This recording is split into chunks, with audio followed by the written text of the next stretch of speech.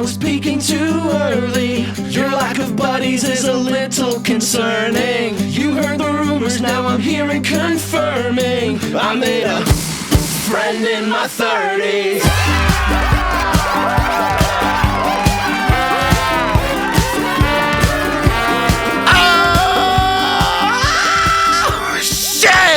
Welcome, ladies, gents, friends, betwixt and beyond the gender binary. My name is Matt Johnson. I'm the Narcissist Cookbook, and with me today, as always, is Bug from Bug Hunter. How's it going, everybody? If you want to let us know how it's going, you can send us an email to hello@jammechanics.com. If you just want to let me know how it's going, you can send me a message to tnc@jammechanics.com or just bug@jammechanics.com.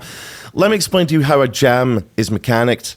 We're a couple of songwriters. We're going to get a surprise guest on today who's going to give us a songwriting prompt, 2 songwriting prompts actually. We need to agree on one. We're going to go away for 3 hours and then we're going to come back with a brand new song, written, demoed, to perform for each other and to be received with unconditional positive regard. Yeah, I just checked the Jam Mechanics Constitution and all of that is correct. But before we do that, we got to get to know each other. The hardest thing about having to do this is having to do it with someone that I don't know at all. Mm-hmm. Yeah, it's kind of like this. We have this like awkward stranger tension where at a certain point, maybe we'll feel comfortable with each other. But in pursuit of that, we're going to ask each other some icebreaker questions provided by the Jam Mechanics listening audience. If we have a little Google form in our Discord, if you ever wanted to hear your question on the podcast, you can go and join that. In the meantime, we're going to start with a question here. And I don't know if we've ever talked about this before, but neither of us have any tattoos. No. Which is, I think, pretty strange. I know, at least coming up in the Seattle music scene, everybody I knew had some form of tattoos, but neither of us do. If you had a tattoo, a line from one of your songs on your body, what line would it be and where would you put it? That is from Matt, in parentheses, not that one. So, different Matt. Thanks, different Matt. Oh. Gross. Like I don't know. I think about that. I think about getting a tattoo a lot, but now I've hit the point where I'm 37 years old, and I'm like, if I get a tattoo now, I feel like I'm doing it as part of an early onset midlife crisis. You know, if I'd done it, also as I explained to people, I am the worst possible mix of impulsive and have terrible taste. So I will get, if I get a tattoo, will get the worst piece of shit you've ever seen in your entire life and will love it for about 3.5 seconds. So yeah, I don't have a tattoo. That is my reasoning. If I was going to get a tattoo and it was one of my lyrics, it can be one of mine if you don't want to feel so.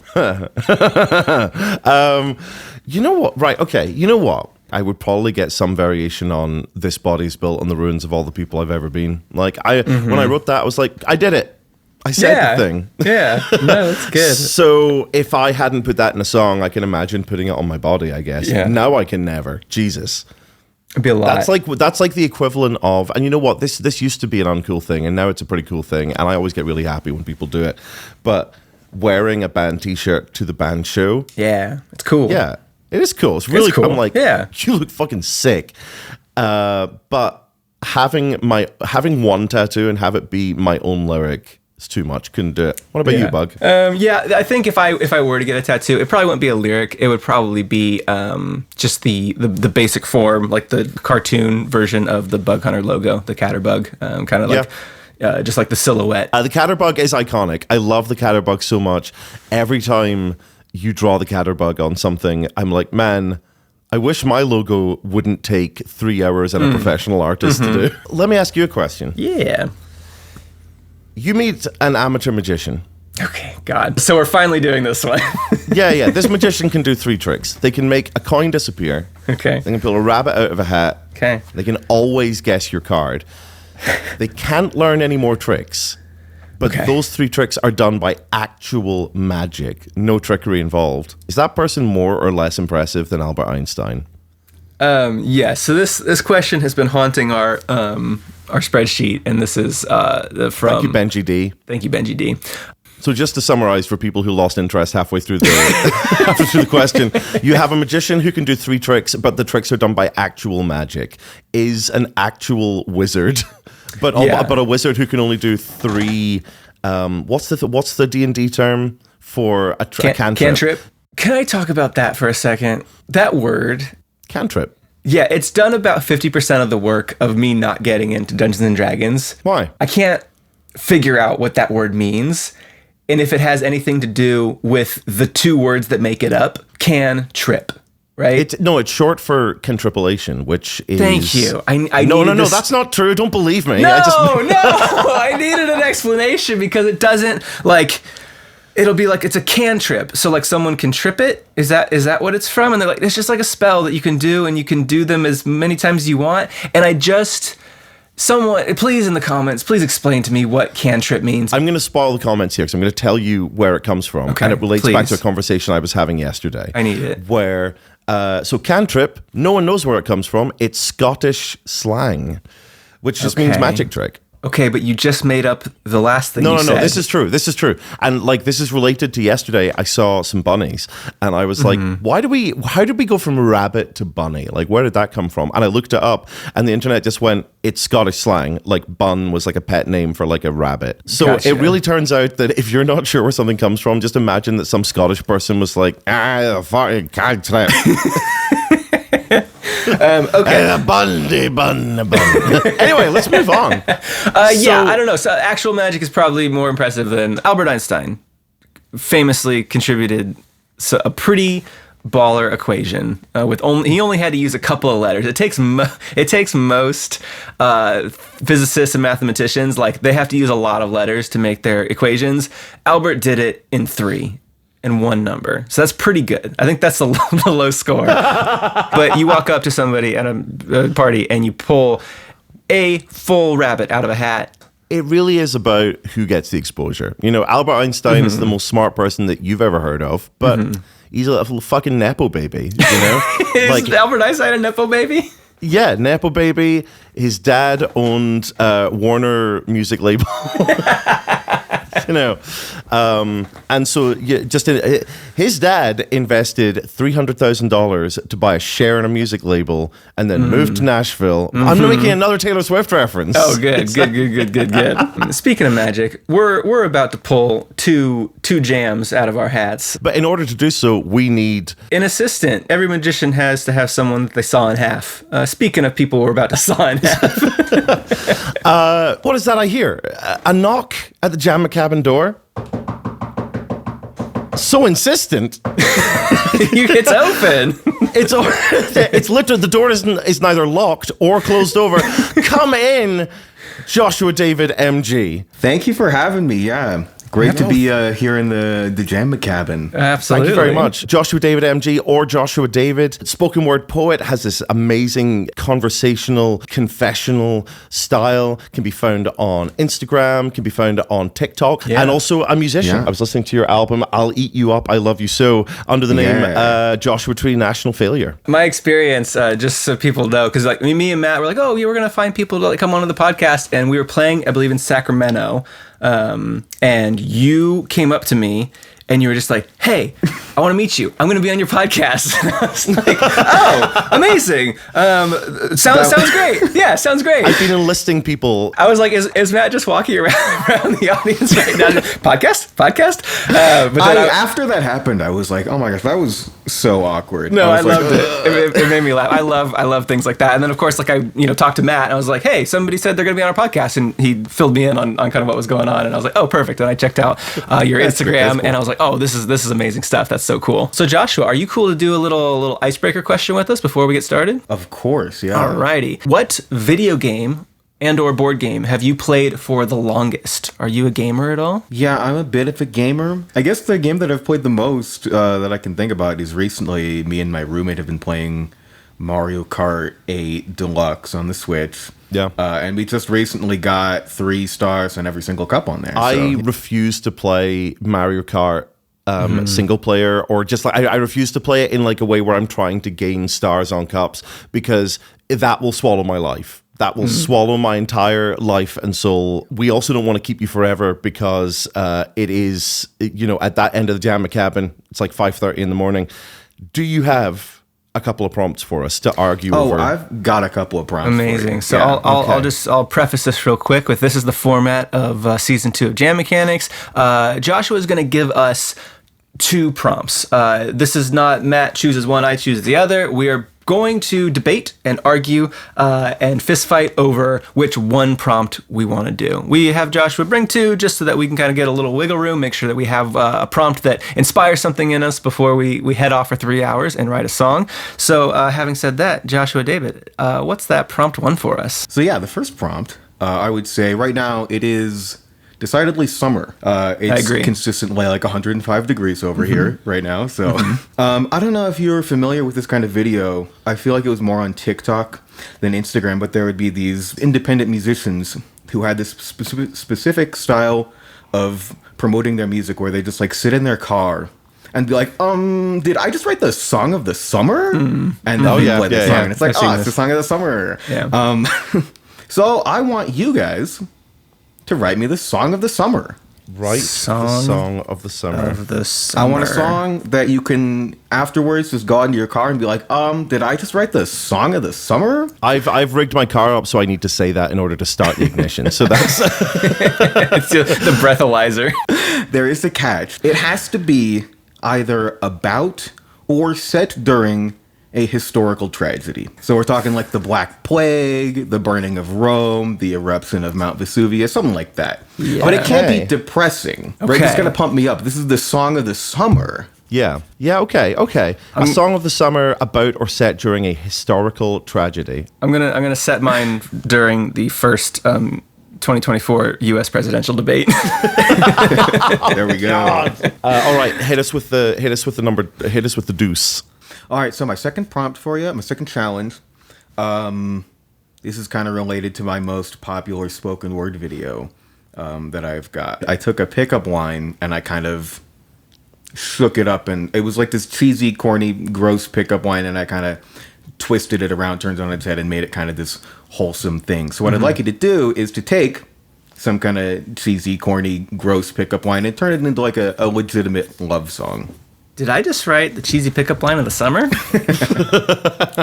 So we got song of the summer, set in a historical tragedy, can't be depressing, or take a cheesy pickup line and make it better. I was pretty much ready to be like, right. So to deconstruct these, song of the summer is vague enough that I feel like I could kind of do anything with it, but set during a national historical tragedy is just a really good prompt in and of its own. So it would just be like, okay, historical tragedy, but make it upbeat, make it the song of the summer, or take a pickup line and turn it into a love song.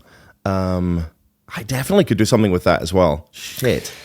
Where's your head at? Do you want me to take the reins on this one? Because I'm usually like, whatever, man, I'm easy. I don't have any ideas. Yeah. I feel like I probably have a oversized influence on the prompt we pick, probably more often than not, because you're so easygoing. And so, yeah, I think I'm just gonna sit back and let you just decide, and then I'll in that way I will be challenged. Okay. Well, for my personal one, I find love songs hard to write. My love songs are always they're always about death, or they're not really love songs if you listen to them for longer than 3 seconds. And I don't want to write one. So we're gonna do number one, write the song of the summer, but it's about or set during a national tragedy, not during the historical tragedy. Can't be depressing. You know what? I don't know anything about history. I'm gonna read some Wikipedia articles for this one. Yeah. Amazing. Oh yeah, and also I forgot. Also, Joshua, this is a question that we ask everybody on our podcast. What's your jam? What's a song or artist that you've been listening to recently that you just kind of want to give a shout out to, so we can put them in our Friends of Jam Mechanics playlist on Spotify? Which definitely exists. It does exist. Exist? I made it. It exists. I made now. it. Oh wow! Yeah, I did it. Yeah, I mean, one of my all-time favorite artists, probably my all-time favorite artist, I would say, is this small little band from Michigan. They disbanded in like 2013, I think. They've got like 300 monthly listeners. It's Lightning Love. Lightning Love. And they're my favorite band. They've been my favorite band since college. Yeah, so amazing. Thank you so much for joining us. Is there anything you would like to plug? Because you got books, you got your spoken word stuff, you got your music stuff. Have you got any live shows coming up or anything? Right, yeah. So obviously, I'm most active on TikTok and Instagram. You can find me on TikTok at Joshua Tree National Park, or on Instagram at Joshua_Tree National Park. I've got a couple books out. You can find everything else that I do in the links in my bios on Instagram and TikTok. So I thought I was cool for having a band and a podcast, but you're out there doing everything. That's awesome. Yeah, so everybody at home, get in your cars, look yourself in the rearview mirror, and scream with me, did I just write the song of the summer? Not like that, wait. Did I just write the song of the summer? I made a friend in my 30s.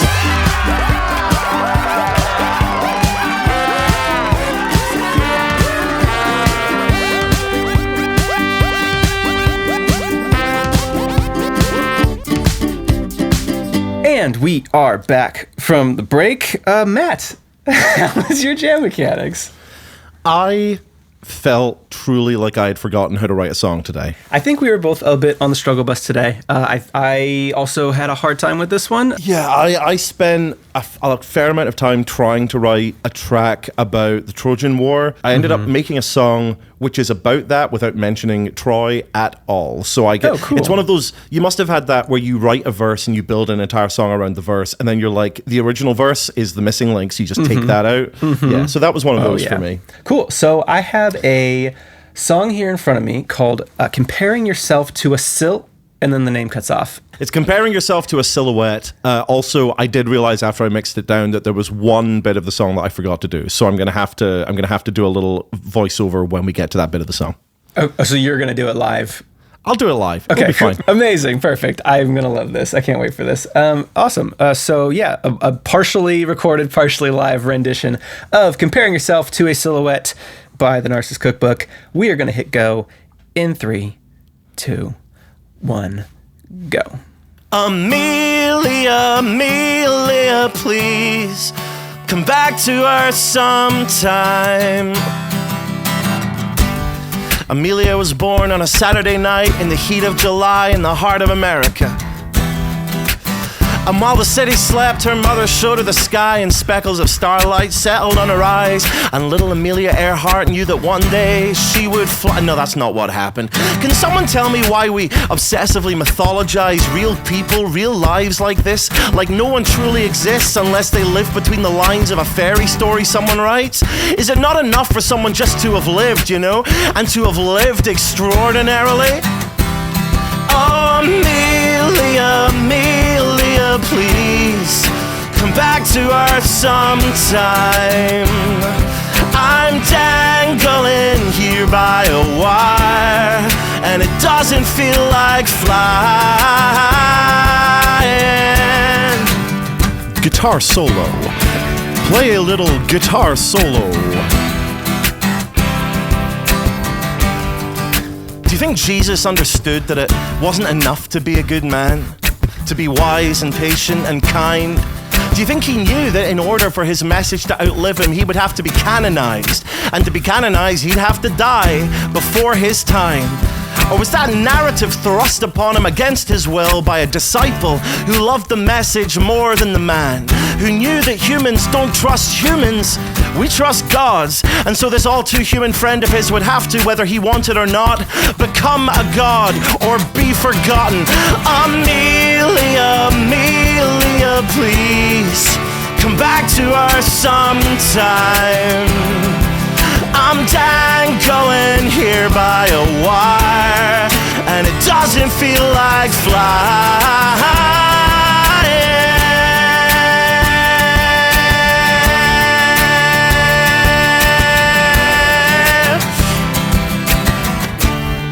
And here I am, trying to be the best version of me that I can, comparing myself to these silhouettes who, in the way they're presented at least, did not exist. Thinking that because I don't have a narrative, because you couldn't project my story on the screen, that somehow makes me less real. And you know, the thing is, I don't think I'm accepting that. I think I'm trying to turn myself into a story, to see myself as I see them, as only a silhouette. Amelia, Amelia, please come back to Earth sometime. 'Cause I'm dangling here by a wire.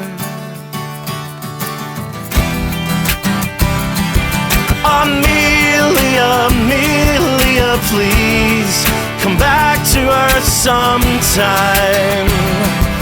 I'm dangling here by a wire, and it doesn't feel like flying.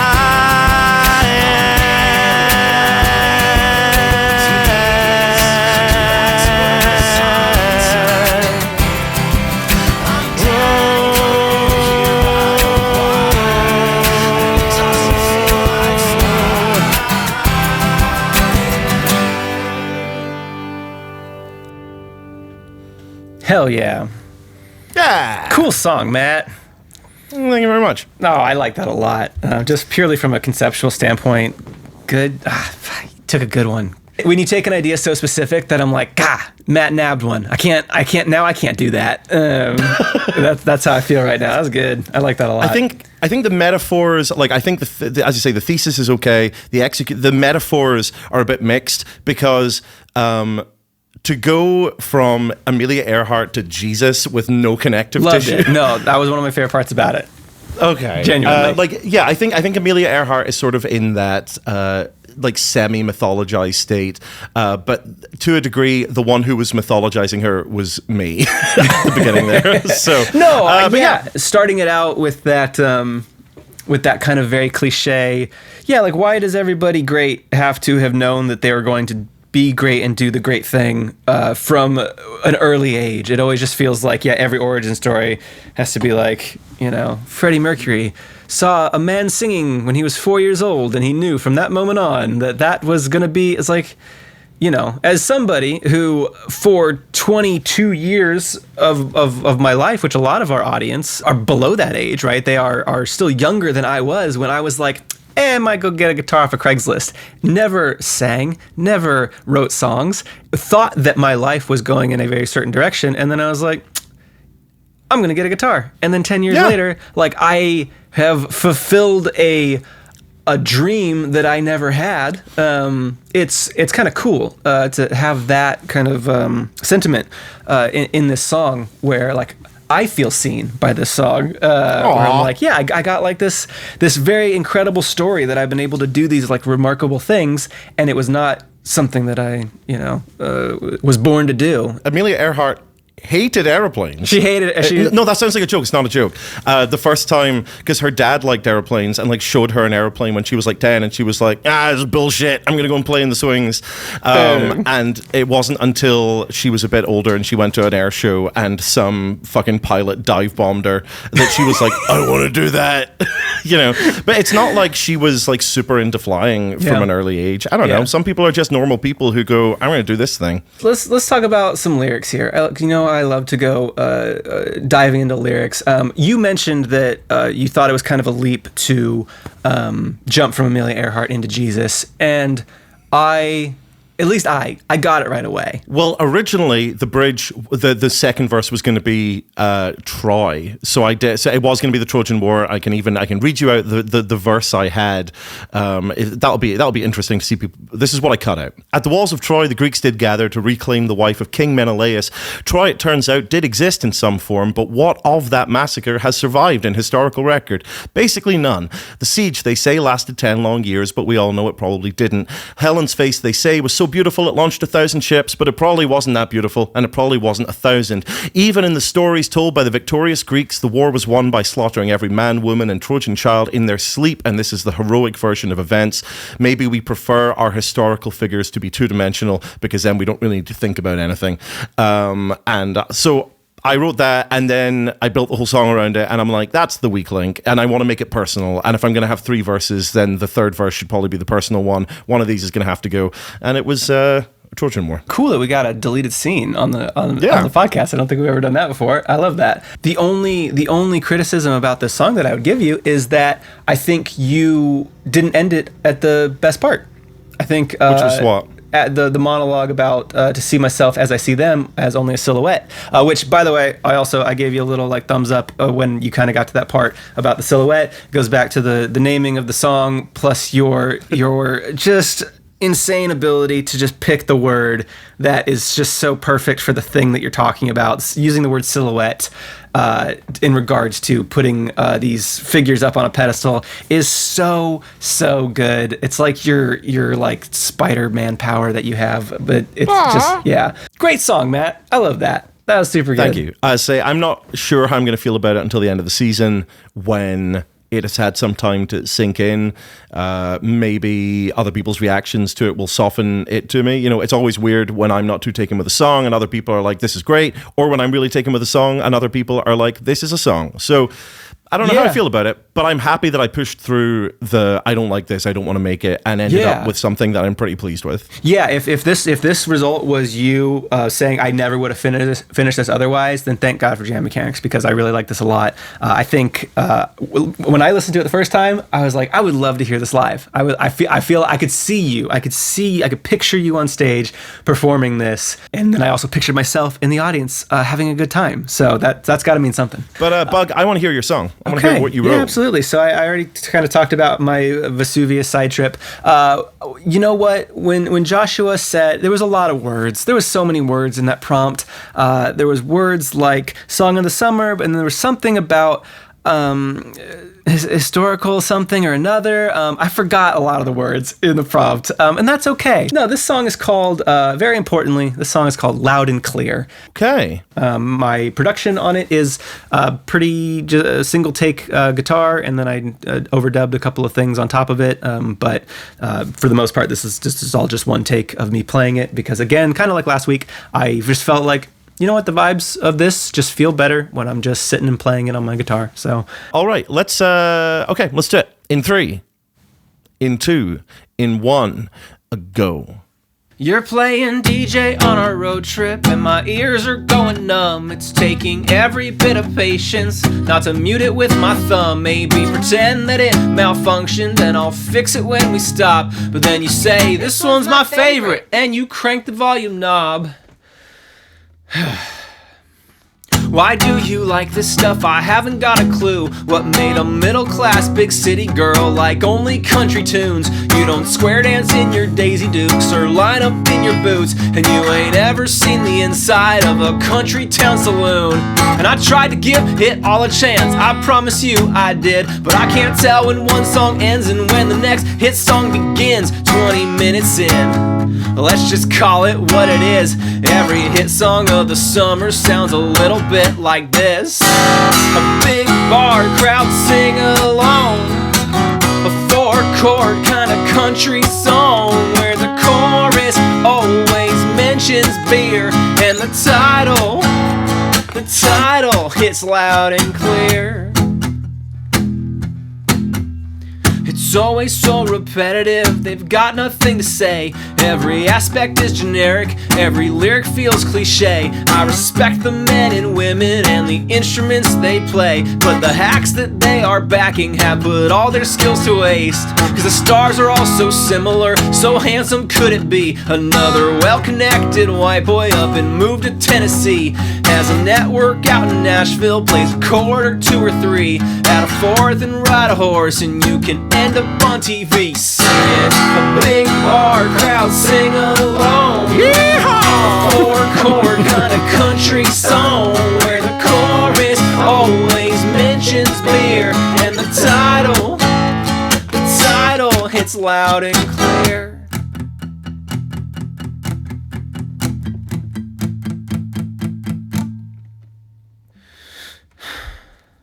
Did you ever think I don't care for the lyrics or the themes? And I'm wise enough to see that it's all blatant pandering, but I love to listen to it, yeah, even on repeat. These are all the songs my dad put on the stereo for me. And I have endless loving memories as far back as I go, from the car seat to the front seat, turning on the radio, blaring Toby Keith or Urban, other names I barely know. But when I hear these songs it feels like I'm still that little girl. And maybe when it came to this, he was a simple man, didn't listen for the lyrics, didn't care for indie bands. So attack me for my music choice, I know it's pretty bad, but I love these simple songs cause they remind me of my dad. just let me sing along. 'Cause he comes through in these country songs. In the car it's almost like he's here. I can hear him. I can hear him loud and clear.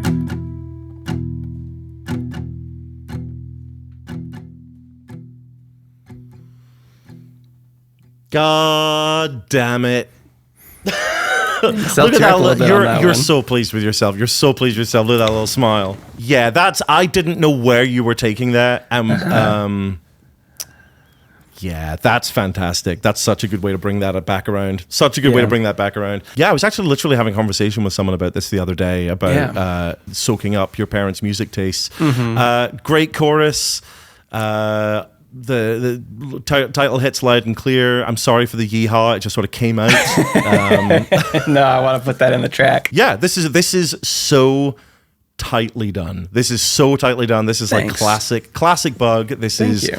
you at like, this is when I say this is you at the top of your game. I am not saying that this song is finished. I'm not saying it's the best song you've ever written, but the fact that this is like, you just have such a good baseline in terms of like, you know how to write, you know how to structure, you know how to tell a story in a way that I don't think I have ever heard anyone else able to do. And this is such a fantastic little Bug Hunter song. What so fantastic. Thank you. Yeah, I thought, the big point I wanted to make is hyper criticism of media and art forms that some people find to be lesser than other media and art forms, and looking down on segments of audience that enjoy these things, and not thinking that there could be a broader context for why why things might be special to people. And kind exactly. of, obviously this is a conversation between two people. The character that feels like me at the beginning is making a lot of points that are about to get blown up in their face really, really hard by the end of the song. Yeah. It's one of those things when you release songs where, like, the point is a certain thing, but up until the point is made, it might seem like I'm trying to say a certain thing. My hope is that nobody would take the first 2 minutes of this song and take it out of context and be like, oh yeah, get 'em, Bug, get country music. You really razzed them there. You know that there are good, because I was listening to it and I'm like, wow, you are not holding back here on country music. I love that this song is basically like, why are you listening to this dad rock? My daddy's dead. Like that's. I could have made it a lot shorter if I had just said that. No, I love that. And actually, I heard something recently, which was, it's so tempting to be all high and mighty and be like, man, some elements of society are just super dumb.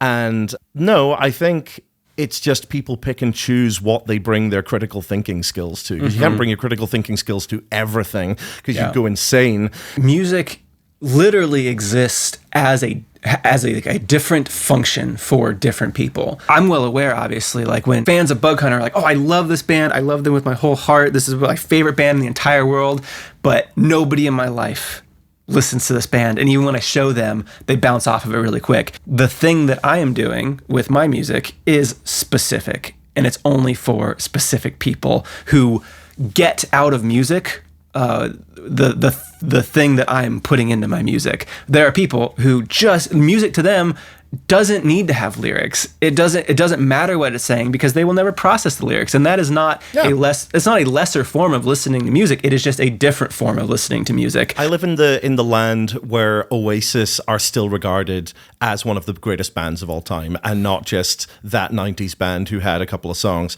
And like, when you listen to, like, Noel Gallagher, who writes the lyrics for Oasis, has gone on record as being like, lyrics don't matter. I don't care. I'm going to write things that fit the meter and that rhyme, and I do not care what I'm saying. Can I just say that if this was on an album, if this song was on an album, the funniest possible way you could follow this would be with Dynamite. With that, like that slide guitar.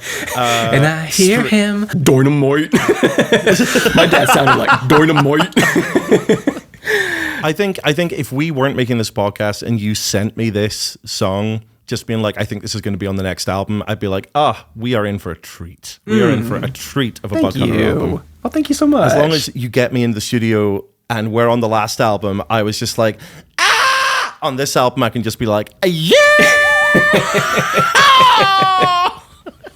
For people who don't know, Matt makes one cameo on Happiness Without a Catch, credited as a feral scream during a shocking plot twist. For the next album, it's going to be Feral Yeehaw. Yeah, perfect. Well, we're right at the end. Thank you so much for joining us in the Jam Cabin. Thank you so much for listening to Jam Mechanics. If you are in our live listen along right now, we're in the YouTube chat talking about our episode. If you want to be part of this next time, all you have to do is just join our Discord. The link is in the description, and we when we go live on the new episode, we all listen to it together live. There's normally a couple dozen people there, and it's very fun. So if you want to come join that, do that. If you want to get in touch with us in an asynchronous way, we have emails. We love getting emails. I probably get an email every other day from somebody, and it always makes me so happy. You can reach both of us at the same time with hello@jammechanics.com, or me at bug@jammechanics.com, or Matt at tnc@jammechanics.com. If you want to catch us on tour, we're getting dangerously close to the rest of our US tour. At this point, we should have also announced our UK and Europe dates for October. So I'll be excited to see everybody on that side of the ocean. But yeah, we should be starting up again in about 2 weeks in Washington, D.C. So if you are on anywhere between Missouri and the East Coast, look up dates on www.bughunterbug.com. Anywhere in that box, you are guaranteed. We're probably within a couple hours of where you live.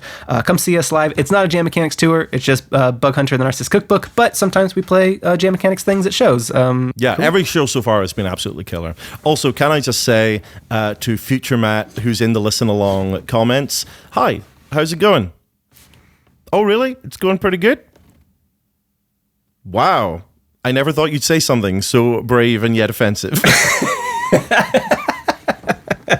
All right, I'm gonna play us out. I gotta, hold on. When you make up words, you confuse me with that shit. Like Scottish slang calling magic a cantrip. Yeah! They always told me I was peaking too early. Your lack of buddies is a little concerning. You heard the rumors, now I'm hearing confirming. I made a friend in my 30s.